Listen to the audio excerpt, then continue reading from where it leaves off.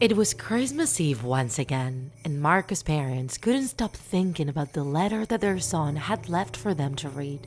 A year had passed since little Marcos wrote it. Christmas was a miserable time for them all, as all those horrible memories from that fateful night would come flooding back. Dear family, friends, and strangers who might be reading this, I need you all to know my story. Many of you might think that I've turned completely insane, and I honestly wish that was true and that everything was just a product of my imagination. I'm sure that all of you know who Santa Claus is. Many call him that, others call him St. Nicholas or Father Christmas. Doesn't really matter.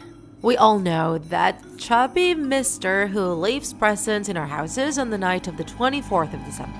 But let me ask you, have any of you actually seen him? Thousands of millions of kids in the world, and you tell me that nobody has ever seen him in person?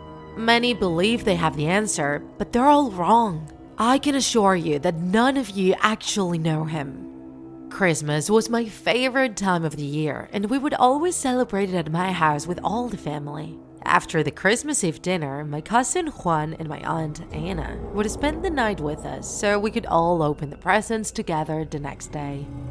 Juan would sleep with me, and the adults would always tell us, "You gotta go to sleep soon. If you don't, Santa will not leave you presents. Children need to be sleeping for Santa to be able to come in." And I would think, that's so stupid. What difference would it make if I get to see him? If I did, I could thank him for all the presents he had given me throughout the years.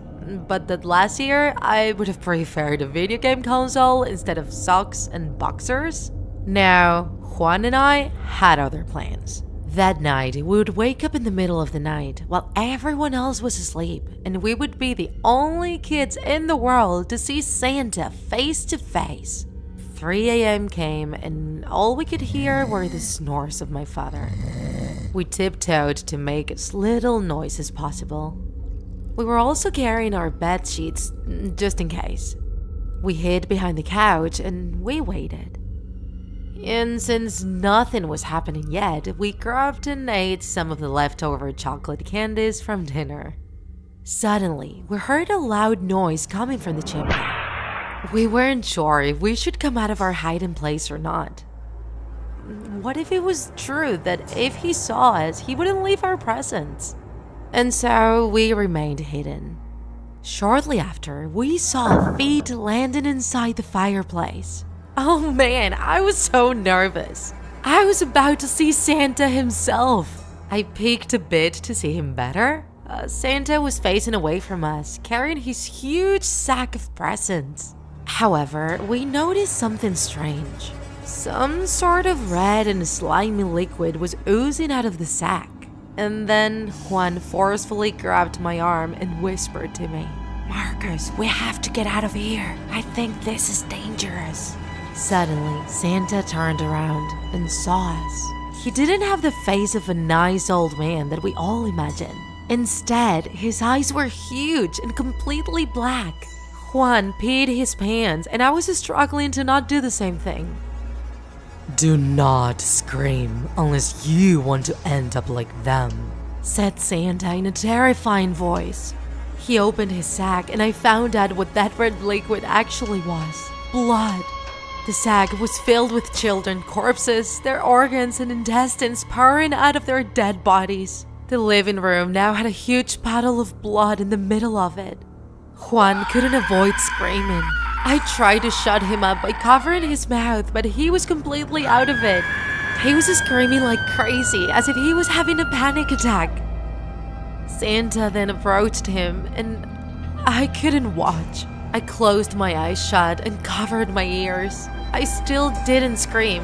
In my head, I repeated, "Mom, Dad, please help me." But nobody came.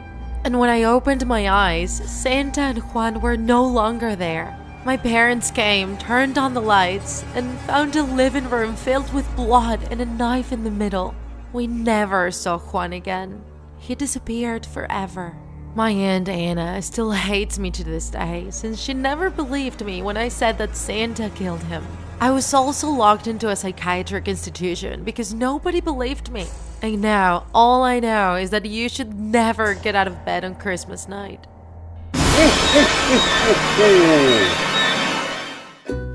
If you enjoyed this video, don't forget to like it. And if you want to see more Draw My Life videos, subscribe to our channel. See you in the next episode!